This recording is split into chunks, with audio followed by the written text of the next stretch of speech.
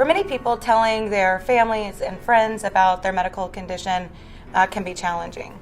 And it's no different for people who have to use medical cannabis, except for the fact that they might get some chuckles and snickers. The reality is that there isn't very much information about cannabis as medicine.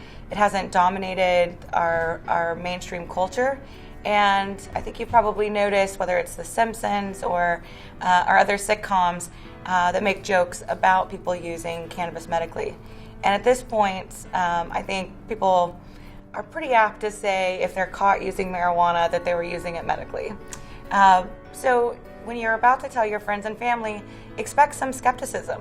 This is not something that they're used to, and they already have a lot of preconceived notions about marijuana. So at American Safe Access, what we advise is that you actually sit down and talk to your family ahead of time. Don't let them find out, and just be open with them about your use and explain how you're going to use it, and really listen to their concerns.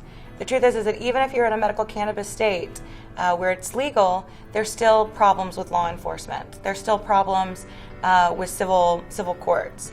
And so you should expect your family to be a little concerned. The best way to address the concerns of your family is to listen. See what those are and see how you can work together to make sure that there isn't a disruption in your life because of your medical cannabis use. This may include talking to your partner about how much you plan to spend on medical cannabis.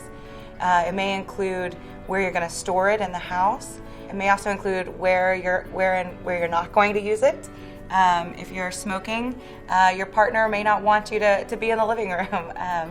And so the more that you can be open with them and figure out what their concerns are, the better. Now, another issue that you're going to find is that they don't really understand how marijuana is medicine.